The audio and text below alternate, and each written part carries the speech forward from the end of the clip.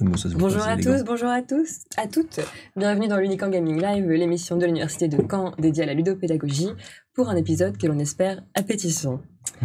Alors, il aimerait que cet épisode soit sponsorisé par le kebab dans Bâle d'Université. J'ai nommé Jérôme Legripagès, notre directeur. Bonjour Jérôme. Bonjour Florine, j'y travaille tous les mardis activement, mais ça va se faire. D'ici la fin de l'année. D'ici la fin de l'année, parce qu'on n'a pas réussi à faire un contrat avec cette boisson qui n'est pas ce que vous pensez.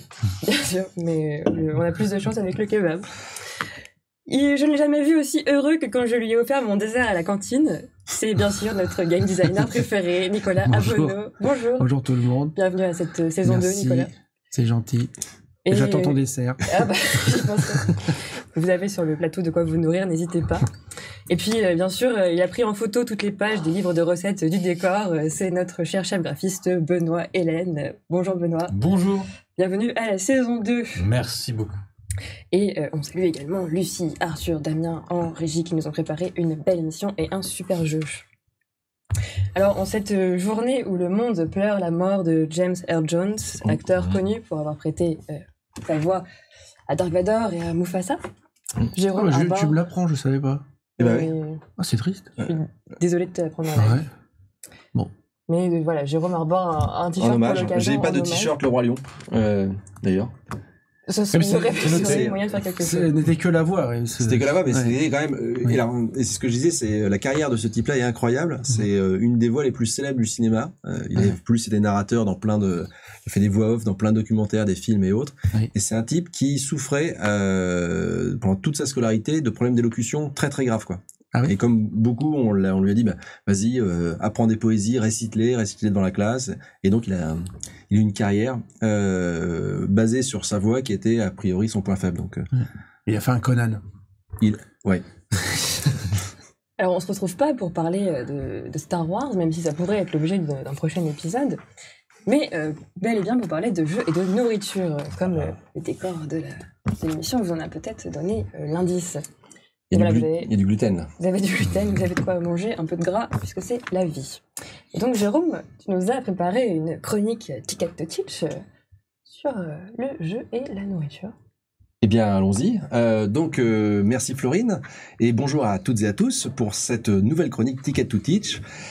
Alors, Florine, Nicolas, Benoît, j'espère que vous n'avez pas faim ou plus faim en ce qui nous concerne. Mais ne soyez pas surpris, vous ici ou vous à distance, car jeux et nourriture sont deux sujets qui vont très bien ensemble, et ce depuis, j'imagine, votre plus tendre enfance. Entre la cuillère avion, vous savez, qui achemine la compote pomme myrtille, ou encore le château de purée de pommes de terre où font glorieusement le beurre de micelle, nous avons toutes et tous un jour joué avec notre nourriture, ou dans mon cas, on m'a souvent dit de ne pas jouer avec. D'ailleurs, Gilles Rougère avait écrit un petit article sur le sujet. Et les questions qui m'intéressent aujourd'hui dérivent un peu de cela, mais on va se porter sur le principe, non pas de jouer avec la nourriture, mais plutôt de manger alors que l'on joue. Est-ce que c'est consubstantiel, j'ai réussi à dire le mot, est-ce que c'est consubstantiel à la condition de gamer que d'avaler des doses gargantuesques de produits concentrant sucre, sel et gras ? Est-ce que l'on ne met pas en péril le matériel de jeu à approcher cette bombe à retardement qui est une canette de 33 centilitres de soda chargée en colorant E150 ? Enfin, doit-on autoriser, voire promouvoir, l'introduction de nourriture dans un contexte d'enseignement ? C'est un programme qui te met l'eau à la bouche.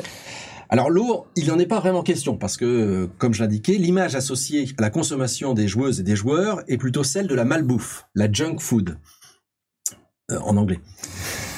Alors le jeu conduit-il à souffrir plus fréquemment d'obésité, de carences en vitamines liées à la privation de consommation de fruits et légumes et à l'enfermement dans des pièces obscures éclairées uniquement par la faible lueur d'un néon bleu?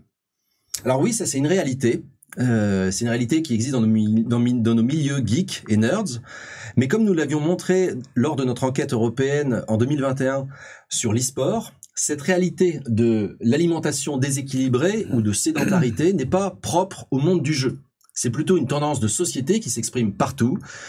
Donc chez les joueuses et les joueurs, mais aussi chez Maurice, qui s'enfile une pizza en regardant un match de football, ou chez Morissette, qui se gave de barres de chocolat et de café en préparant son agrégation de mathématiques.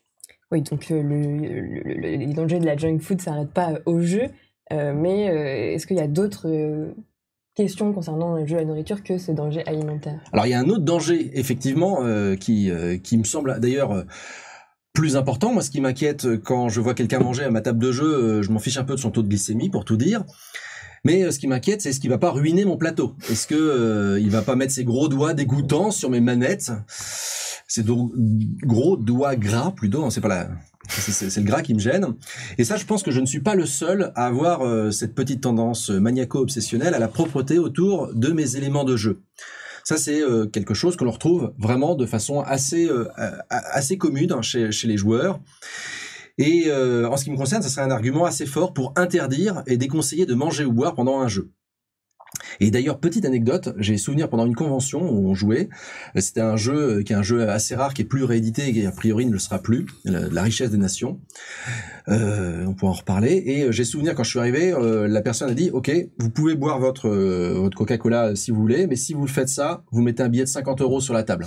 Parce que s'il est ruiné, on me mettait une garantie. Ah oui, donc là c'était le cas un peu extrême. Donc ça veut dire que toi tu interdis de manger quand tu fais jouer? Alors en situation d'enseignement, paradoxalement non. Même si je n'aime pas trop faire prendre des risques à mes jeux, je l'autorise et je l'encourage.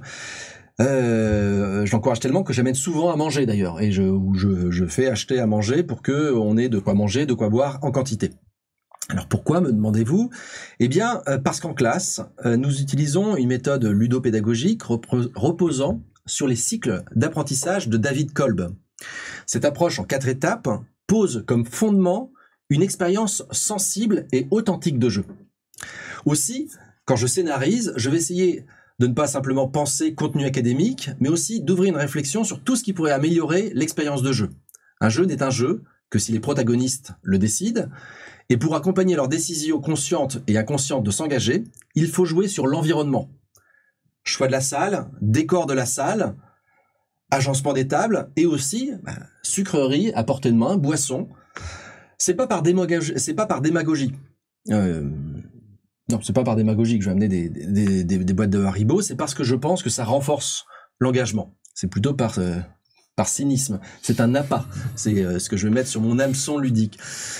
Et ça contribue, je pense, très fortement à l'illusion d'être ailleurs, et ça renforce, par conséquent, l'immersion.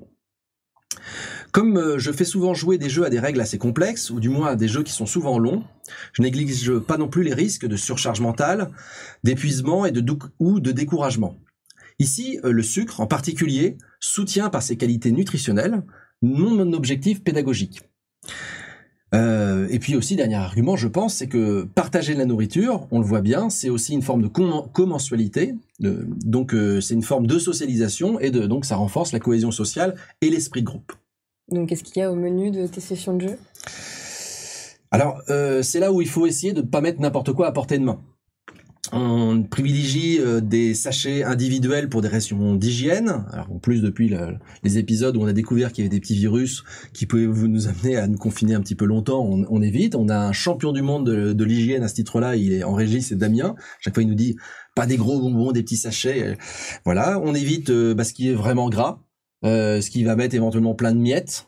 Pour les liquides, la règle serait plutôt d'avoir des bouteilles avec bouchon sur la table, et le plus simple pour moi est d'encourager les personnes à avoir une desserte ou une petite table derrière, où un mauvais geste pourrait déclencher une catastrophe et en ce qui me concerne une petite rupture de mon calme légendaire. Et aussi dans les choses auxquelles il faut penser, c'est toute la dimension, parce qu'on est en contexte de responsabilité quand on est en enseignement, et bien il faut penser aussi allergie, intolérance, des fois aussi interdit alimentaire. Et donc ça, c'est des choses qui peuvent aussi un petit peu nous compliquer la tâche. Merci bien Jérôme. Qu'est-ce que tu peux nous proposer comme petit mot d'ouverture ? Peut-être pour ouvrir nos échanges, dire qu'effectivement on a grandi en jouant avec la nourriture, qu'on peut consommer de la nourriture en jouant. On pourrait aussi peut-être souligner qu'il existe de nombreux jeux vidéo et jeux analogiques qui ont pour thème la nourriture.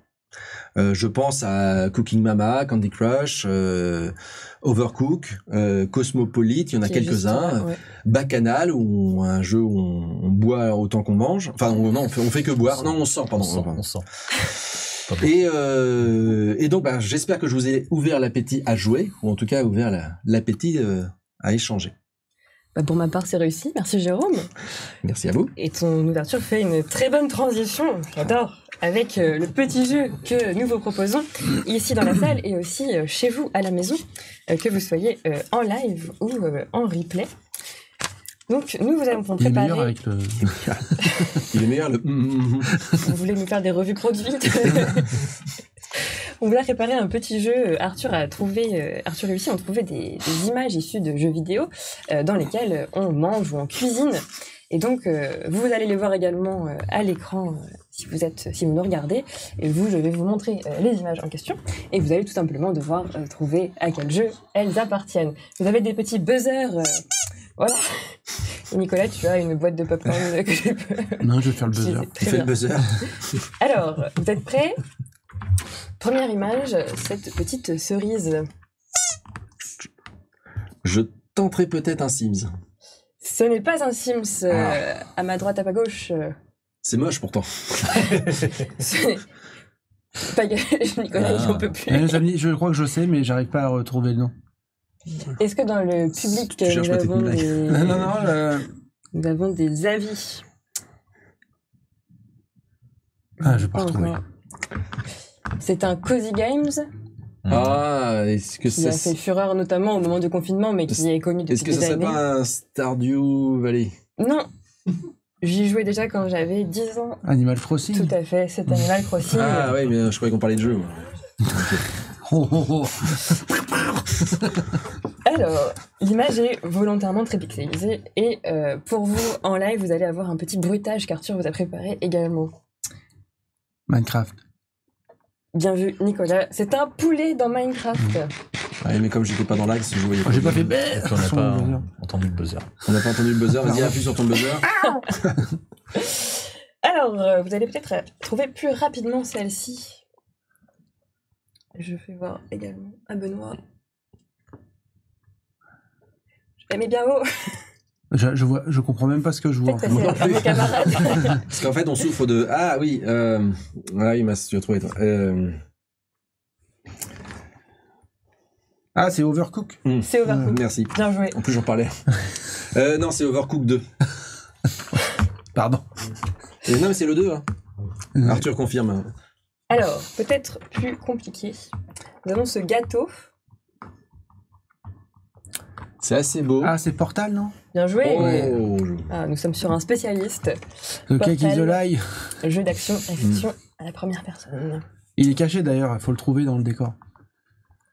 Merci beaucoup, Nicolas. Je vous en prie. Assez joli également. Skyrim. C'est bien Skyrim. Ah bah t'as Ouais. Ouais, oui, on est c'est sur un fort. sans faute.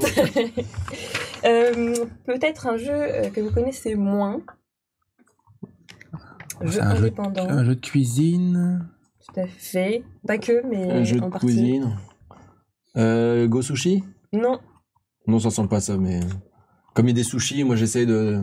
Benoît, est-ce qu'on a des suggestions dans le live, s'il te plaît? Pas du tout. Eh bien, n'hésitez pas. Peut-être que vous connaissez un peu mieux. Vous voyez normalement s'afficher l'image à l'écran. C'est un jeu narratif où on incarne une mère indienne qui migre vers le Canada avec sa famille. Et le jeu tourne notamment autour de la cuisine. Vous ne dit rien? Non. Eh bien, Non, c'est je crois que j'en Arthur qui nous a je sais pas. présenté ce jeu. Il s'agit de Venba. Ah bah non, je connais pas Ça a ça, l'air je très pensais. joli. Plus connu sans doute. Alors, je fais passer d'abord à Benoît. Je vois pas. Bon, on voit pas, on peut pas Il jouer. arrive. Je vous laisse une chance. En fait, Faites-vous passer. j'ai besoin d'ajuster. Donc, nous sommes sur un livre de recettes. Je peux voir, Jérôme? T'as un malus maintenant parce que tu es en avance. Livre de recettes. Arthur nous a précisé que ça avait été une demande des joueurs. C'est dans le jeu, ça? Tout à fait. Avant, on pouvait cuisiner dans la première édition, dans la première version. Et maintenant, il y a un livre de recettes. Bon, ça ressemble à Zelda. Bien Tears vu. of the Kingdom. Ouais, Exactement. Superbe. Et la dernière, messieurs, c'est peut-être le moment de vous distinguer. Eh bien, c'est un kebab, bien sûr. Rat kebab. Ah, c'est. Est-ce que ce serait. d'accord. C'est Fallout, non? Fallout 4? Mais oui. Oh. Ah, c'est magnifique. Bah, des Je pense qu'on carades au peut tous début. Ah oui, applaudir. c'est ça. Parce que, Des oui. carades au début, Bravo, généralement. Nicolas. Fallout 4, ça Je sais pas. Est-ce que ça serait pas à Las Vegas? C'est 76. Fallout 76. 76. Ah. Bon, bah, t'as pas le point non plus, mais. Non, c'est admirable. J'y ai joué pourtant 66. Tu gagnes le bocal de bonbons ou de popcorn si Ouais. tu préfères. J'ai déjà tapé dedans, donc je vais peut-être laisser aux autres. Alors, j'ai peut-être un moyen de vous faire gagner un dernier point. J'ai sorti ce petit accessoire d'un jeu de plateau. Donc, vous avez ce petit panier et on peut on va aller pêcher des poissons et savoir combien de poissons on a pêché. Pas si évident à dire. Est-ce que ça vous rappelle Dans jeu un jeu Tout à fait. qu'on a là, dans Non, on n'a pas à la maison. C'est à moi. Ah, ça me dit quelque chose, ça, avec les poissons. Vous pouvez aller chercher du bois, vous pouvez aller pêcher. Ça ne dit rien à personne? Ça me dit rien. Ah si, c'est pas non, c'est pas Agricola. Bah non. Non, c'est. Ah non, attends, je crois Non, qu'on mais a. Agricola, on l'a mis en décor également. On peut aller chercher du concerne la bois. nourriture. Dans Est-ce le que chat, vous peut-être donne son Un avis? Galérapagos sur le. Mais oui. Ah bah oui. Ah, Félicitations, je connais. c'est bien Galérapagos. je suis bête. Tagabloum. Bah oui. Et ben on je crois félicite que j'ai joué une fois. Tagabloom qui Moi gagne aussi, les j'en ai cookies fait que plein de nous avons à offrir. Donc oui, Mathieu. Galérapagos, jeu de survie semi-coop. Bon, on peut Ouais. aller pêcher. Oui, oui. J'aime beaucoup le matériel Je de préfère ce de jeu. Mathieu. Et ben félicitations Nicolas, hein, c'est une belle Merci. victoire. Ah, j'ai pas trouvé Galérapagos. Non, mais Je m'entraînais. Non, mais ok. Alors, qu'est-ce que vous en pensez, Benoît, Nicolas, des préconisations de Jérôme sur la nourriture? Déjà, est-ce que vous mangez quand vous jouez? Oh oui, souvent, oui. Et justement, on parlait des tables de jeu avant l'émission. Et les tables de jeu prévoient des emplacements pour mettre les boissons, pour éviter que ça... Sur le côté, ça, pour éviter que ça se renverse. Voilà. Et est-ce que ça aide à la concentration? Est-ce qu'il y a des jeux qui vous semblent plus propices à manger?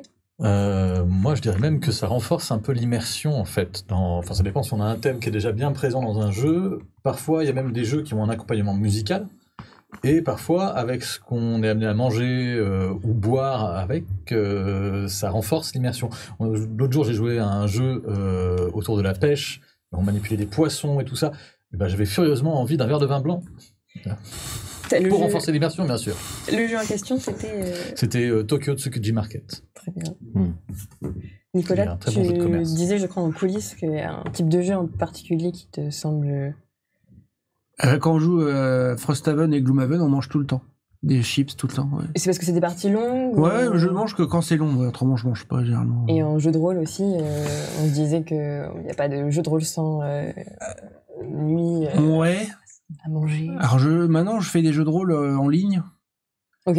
Je joue plus trop en table, alors du coup, ouais, non, je mange pas trop. Si, des chips, de la bière. Mais en tout cas, ça renforce quand même la convivialité, ça fait partie. Oui, comme alors par Jérôme, contre, de l'expérience. faut plastifier ses cartes, hein, parce que Mhm. après ça colle. Les cartes même plastifiées, elles collent entre elles, c'est un peu... Mais bon.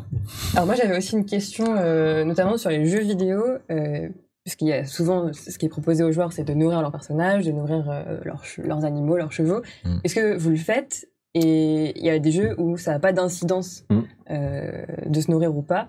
Assassin's Creed, par exemple, il n'y a pas particulièrement besoin de se nourrir, alors que dans Red Dead, on va maigrir, C'est primordial. notre cheval va maigrir.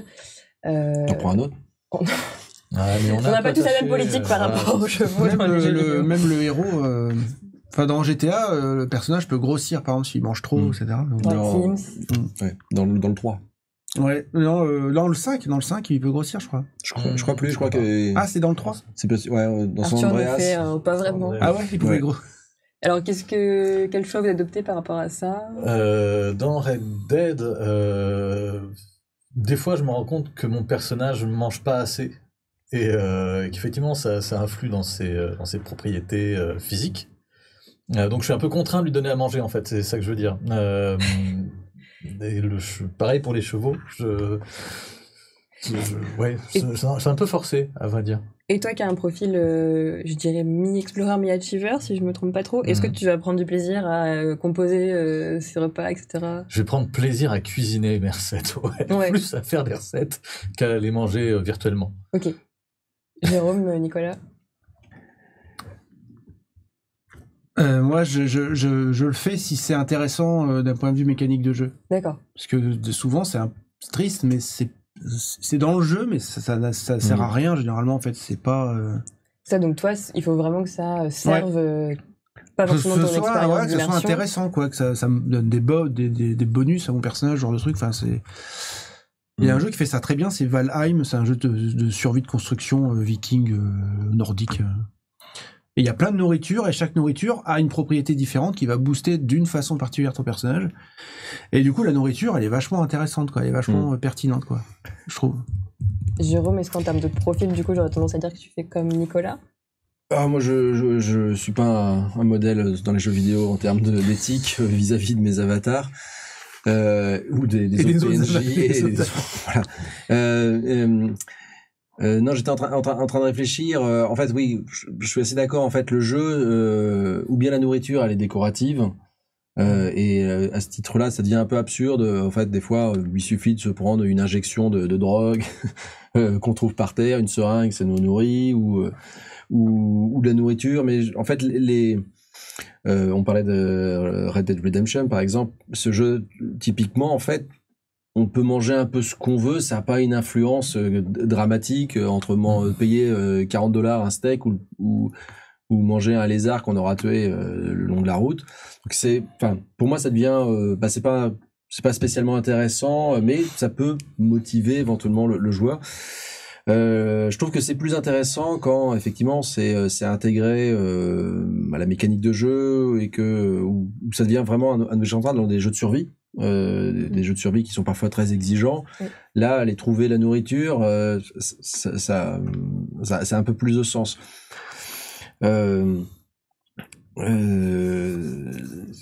je fais plutôt donc partie des joueurs qui s'intéressent assez peu.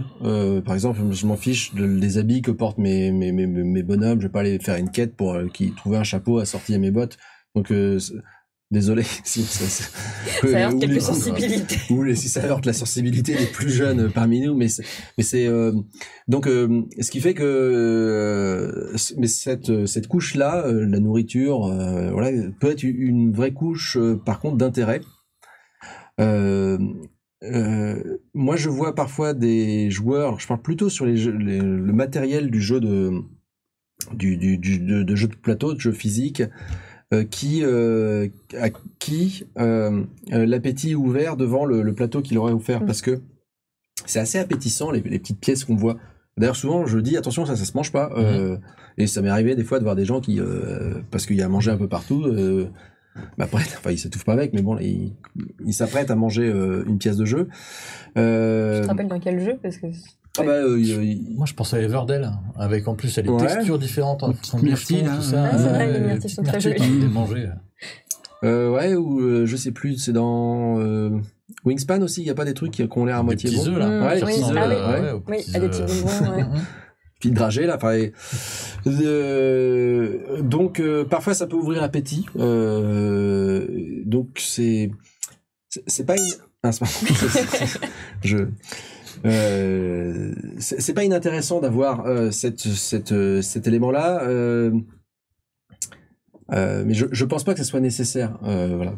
Donc, en ce qui me concerne, et je pense pas que ce soit l'une des priorités à intégrer comme élément dans le jeu si le jeu lui-même n'est pas l'objet.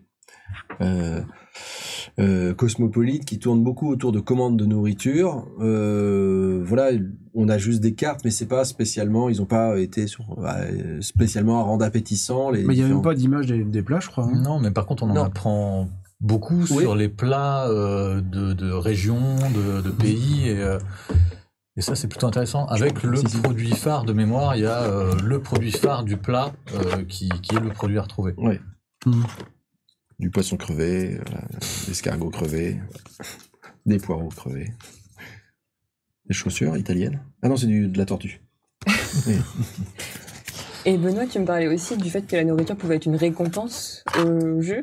je me posais cette question-là. Ouais. Il y a un petit peu cet appât, ce côté un peu appât, quoi. Je sais pas ce que t'en penses, toi, Si, Jérôme. je pense qu'en termes d'engagement, ça a vraiment cette dimension-là de se dire, super, on va pouvoir manger, et puis c'est pas non plus quelque chose qu'on fait habituellement, qui plus est dans un contexte éducatif. Et puis, ça permet de réengager. Des fois, en fait, je sais pas quoi faire, et plutôt que de m'ennuyer à attendre mon tour, je vais aller me choisir mon petit crocodile jaune, vert. Enfin non, le vert, parce que le jaune il est moins bon, c'est connu. Donc on a aussi cette occupation qu'on peut avoir. Oui, c'est pas quand on joue qu'on mange, généralement, c'est quand on joue pas, quoi. Oui. Ou alors il y a des types de joueurs qui commencent à... Par la...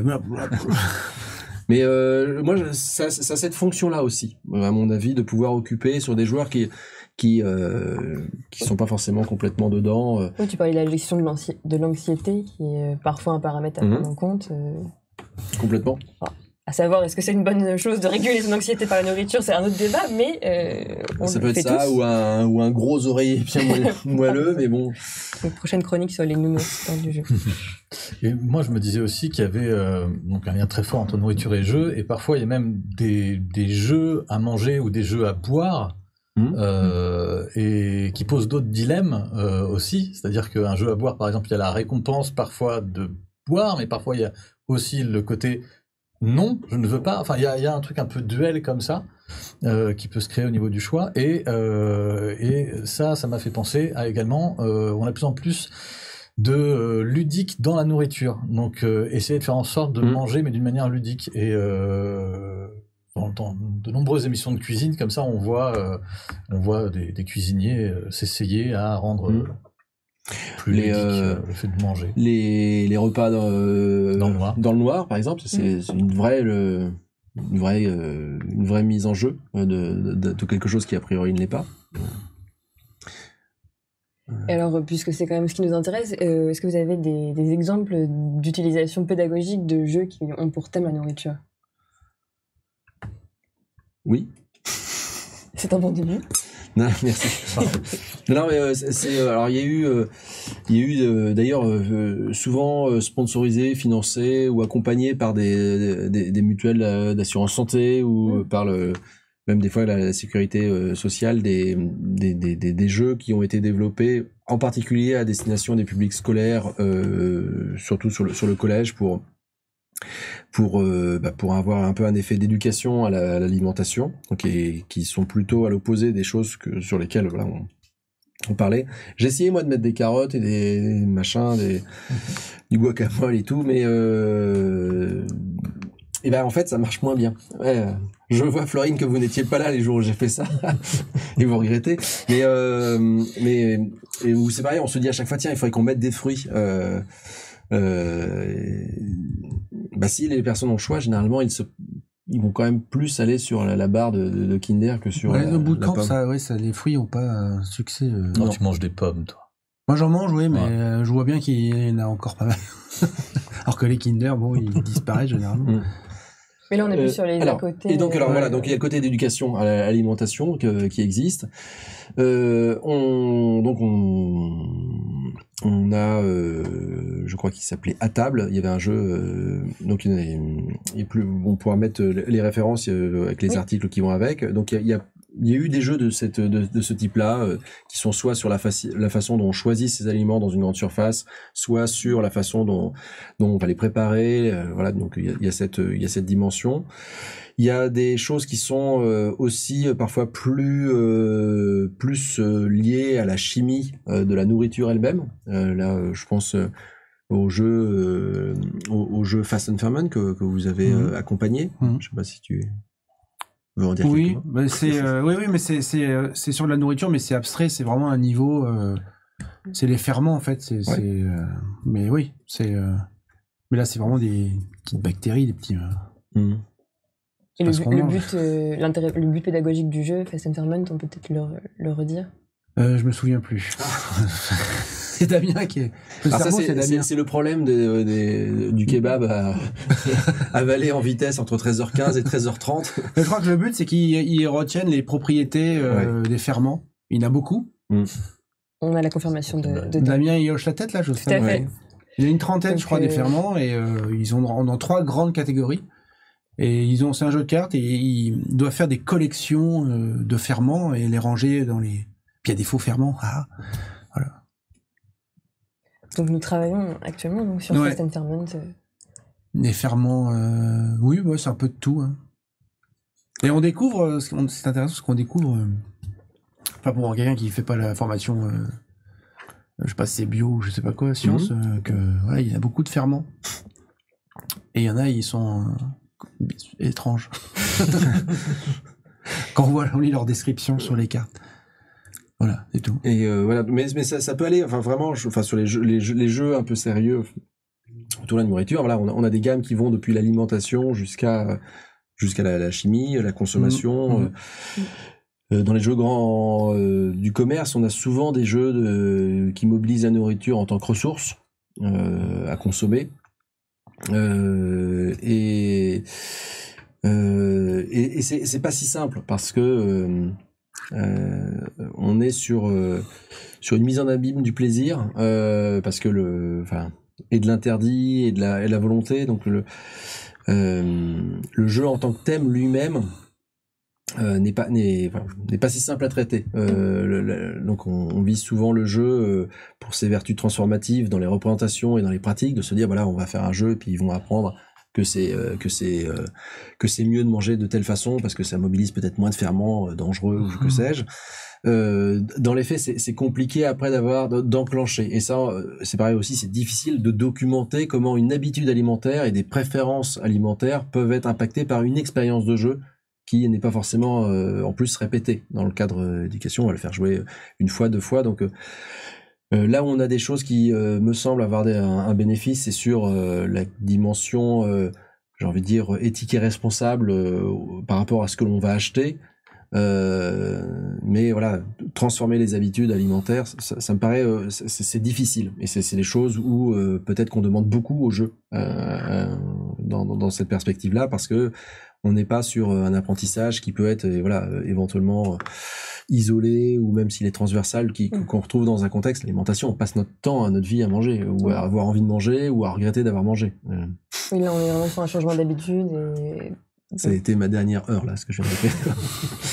Donc ça engage pas forcément, tu veux dire, le même mécanisme que quand tu apprends une notion, par exemple. C'est sur ça que le thème est pas si simple. T'avais pas si je sais plus où on a des jeux. Il y a aussi les jeux qui nous permettent de rentrer dans la compréhension de certaines choses. Le jeu AOC, Age of Champagne, c'est un jeu qui nous apprend que dans un champagne, il y a du chardonnay, il y a du pinot noir, il y a du pinot meunier éventuellement, je crois. Et il y a différentes régions et que faut associer. Donc des fois, on peut avoir une compréhension, mais sur et là, ça fait son job, ça fait son taf. Le jeu va nous permettre de comprendre parce qu'on est sur quelque chose de micro, mais sur le jeu qui nous transforme par rapport à quelque chose d'aussi important. Ça, c'est compliqué. C'est comme le jeu nous, on aimerait bien travailler sur le jeu qui nous fait arrêter de fumer, le jeu qui nous fait voter intelligemment. Non, mais je rigole qu'à moitié. Mais c'est compliqué d'aller changer des choses qui sont aussi structurantes pour un individu que voilà son mode d'agir qui est, je vous dis en plus, vraiment très ancré dans son quotidien. Merci Jérôme, ça ouvre des perspectives de réflexion assez intéressantes. Est-ce qu'on a des réflexions ou des questions, Benoît, s'il te plaît? Il y a Gab Gash qui dit un truc léger et simple à manger, un kebab. Bien Merci, sûr, on reconnaît les collègues qui connaissent les habitudes du Gaming Lab. Mais en tout cas, merci à tous les 3 pour ces réflexions. On va clôturer, si ça vous va, en donnant quelques petites actualités du Gaming Lab. Jérôme, notamment, tu seras jeudi après-midi prochain dans l'amphi Poincaré de l'Université de Caen pour une conférence intitulée « Une histoire du jeu de l'analogique au numérique ». Ce sera de 14h à 16h. C'est une conférence destinée aux étudiants de licence humanité numérique qui est ouverte à tous, étudiants comme personnel de l'Université de Caen. Et on peut peut-être aussi dire que nous serons présents mardi 17 et le suivant avec Anne-Emmanuelle Le Gripagès pour accompagner les M2 de info du master informatique, c'est ça, sur donc un jeu de rôle, donc pour former, expliquer ce qu'est le jeu de rôle et puis leur permettre de s'y mettre tout au cours d'un semestre. Ça a été agréable de discuter de nourriture avec vous. J'espère que ça vous a donné bon appétit, mais je n'ai pas de doute sur la question. On remercie vivement, bien sûr, Arthur, Lucie, Damien et Thierry en régie qui nous ont aidés à préparer l'émission. Merci à tous les trois. Merci. Merci. Merci à vous dans le public. Retrouvez-nous très prochainement sur la médiathèque et médiathèque pédagogique de l'Université de Caen. Et dès la semaine prochaine à 13h30 pour un prochain live. Est-ce qu'on laisse un peu la surprise sur le sujet? On peut. On peut laisser la surprise. Et si le thème, c'était les surprises? C'est un beau thème. Ça sera la surprise la semaine prochaine. On vous laisse. Merci à tous, très belle journée et à bientôt. Au revoir.